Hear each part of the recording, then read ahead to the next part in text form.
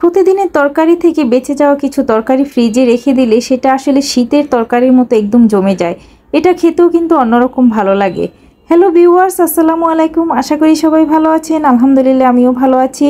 তো গতকালকে খিচুড়ি বা রান্না করেছিলাম, মাংস দিয়ে খিচুড়ি খেয়েছে, আর এই পুঁটি মাছের চচ্চড়ি করেছিলাম। এই পুঁটি মাছটা আপনাদের ভাইয়ার অনেক বেশি পছন্দ, সেটা সে ফ্রাই করে দিলেও খায়, এরকম চচ্চড়ি করে দিলেও সে পছন্দ করে। যেহেতু খিচুড়ির সঙ্গে কেউ তেমন একটা খায়নি, আপনাদের ভাইয়াই কিছুটা খেয়েছিল, তো বাকি তরকারিটা রয়ে গিয়েছে। এই তরকারিটা আমার ময়নার অনেক বেশি পছন্দ।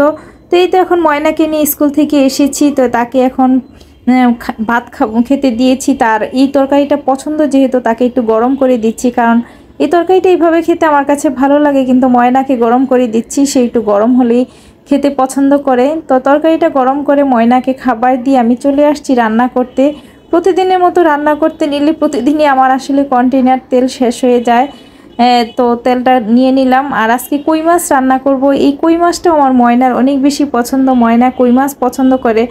বাসার সবাই আসলে তেমন একটা অন্যান্য মাছ পছন্দ করে না, মাছ পছন্দ করে আমার ময়নাই। আপনাদের ভাইয়া আর তার ছোট্ট মেয়েরই মাছ বেশি পছন্দ। আমার বড় মেয়ে তো সারাক্ষণ ডিম আর মাংসের উপরেই থাকে, তার মাংস ছাড়া সে মাছ খেতেই চায় না। তো কই মাছগুলো অনেক সুন্দর, বেশ বড় কই মাছগুলো। তো আমি দুইটা কই মাছ কেটে নিয়েছি মাঝখান দিয়ে। আর আমার ময়নার যেহেতু মাছ পছন্দ, সেজন্য ময়নার জন্য আস্তই রাখি, সে মাছ বেশি খেতে পছন্দ করে। তো কই মাছগুলো আমি কড়া করে ফ্রাই করে নিচ্ছি। আমার ময়না আবার মাছ ফ্রাই না হলে রান্না করলে খেতে চায় না। তো আজকে সে বলছে যে আম্মু কই মাছ ভুনা করো। আসলে আমার কাছে একেবারেই ভুনা তরকারি ভালো লাগে না। তো ভুনার সাথে হালকা করে পাতলা করে আমি কিছু আলু কেটে দিচ্ছি, কারণ আজকে বাজারে কোনো সবজি আমার কাছে পছন্দ হয়নি, তেমন বাজারে কোনো সবজিই ছিল না কেনার মতো। আমি তো প্রতিদিন স্কুল থেকে আসার সময় শাক সবজি কিছু কিনে নিয়ে আসি, যেদিন ফ্রেশ ভালো সুন্দর সবজি পাই অপ্রয়োজন হলেও নিয়ে আসি, কিন্তু আজকে কোনো কিছুই পাইনি। তো সেজন্য মাছ আমি আসলে আলু দিয়ে রান্না করছি, একদম ভুনা ভুনার সাথে হালকা পাতলা করে কিছু আলু দিয়েছি। এইভাবে ঝোলঝোল করে রান্না করলে আমার কাছে ভালো লাগে। ময়না আসলে পছন্দ করে না, প্রথমে রান্নার আগে বলে যে ভুনা করবা, যখন রান্না করে তাকে মুখে তুলে খাবারটা দিই তখন বলে যে নামও মজা হয়েছে। আর এই তরকারির সাথে আসলে ধনিয়া পাতা কাঁচামরিচ দিলে তরকারির টেস্টটা দ্বিগুণ হয়ে যায়।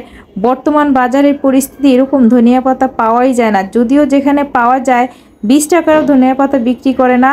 ধনিয়া পাতার একদম স্বর্ণের মতো দাম। তো সেজন্য আপনাদের ভাইয়াকে বলেছি প্রয়োজন নাই, আনতে হবে না। তো এই তো বাসায় এখন ফ্ল্যাট বাসায় একটা সমস্যা হয়েছে কি, ফকির তো আসেই না।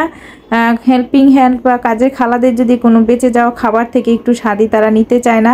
গতকালকে খিচুড়ি রান্না করেছিলাম, যেহেতু দামি চাল পোলার চাল দিয়ে মুগ ডাল দিয়ে খিচুড়িটা রান্না করেছি, সেটা খাওয়া হয়নি, কিছুটা রয়ে গিয়েছে। এখন ফেলে দিতেও আসলে ইচ্ছা করে না, খাবার জিনিস আমি নষ্ট করা পছন্দ করি না। তো এখন গরম করে